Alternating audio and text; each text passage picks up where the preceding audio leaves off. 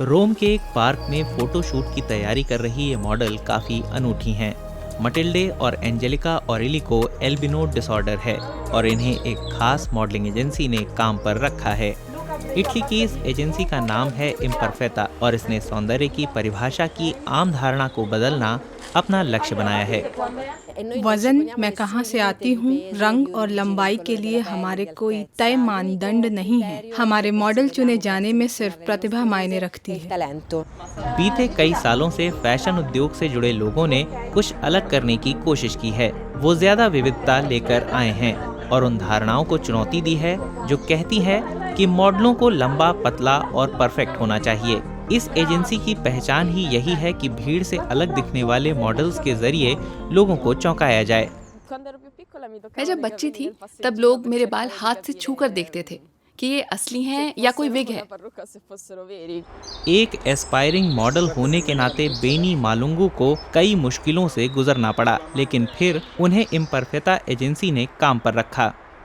मुझे कहा जाता था कि मेरी स्किन का कुछ करना पड़ेगा क्योंकि वो ठीक नहीं थी, या मुझे अपने बाल काटने पड़ेंगे क्योंकि वो क्लाइंट को पसंद नहीं आएंगे। मुझे वजन भी कम करने को कहा गया। पिछले कुछ सालों में कई लेबल अपने कपड़ों के विज्ञापनों में लार्ज मॉडल लेने लगे हैं,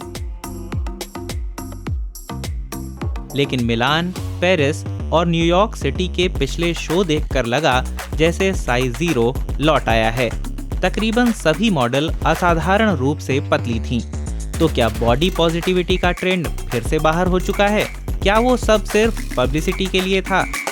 पेरिस में रहने वाली फैशन जर्नलिस्ट विक्स फॉस्टर को इससे कोई हैरानी नहीं हुई। आज लगभग हर शो में 1 या 2 प्लस साइज मॉडल तो शामिल करनी ही होती हैं। ये ट्रेंड है जिसका लेना देना समावेशी फैशन और विविधता से है। लेकिन कभी कभी ये एक तरह की ग्रीन वॉशिंग भी होती है। जब आप दुकानों में जाकर काफी बड़ा साइज मांगते हैं तो उनके पास नहीं होता। उनके पास लार्ज होता है, शायद एक्स्ट्रा लार्ज भी हो, लेकिन ट्रिपल एक्सएल नहीं होता।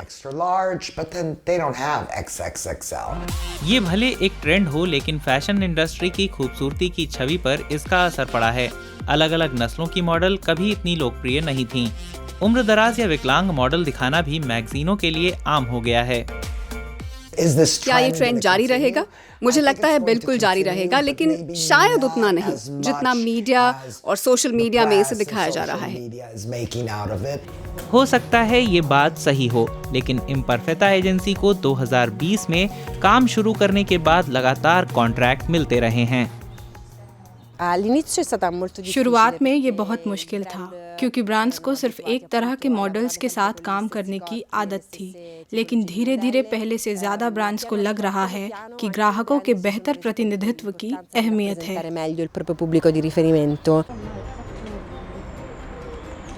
अब सिर्फ लेबल तय नहीं करते कि क्या आकर्षक और ट्रेंडी है, अब ग्राहकों की भी बात सुनी जा रही है। अगली पीढ़ी उस बदलते समाज का हिस्सा है जिसे विविधता की कदर है। वे अपने वक्त की झलक दिखाने वाली मॉडल देखना चाहते हैं।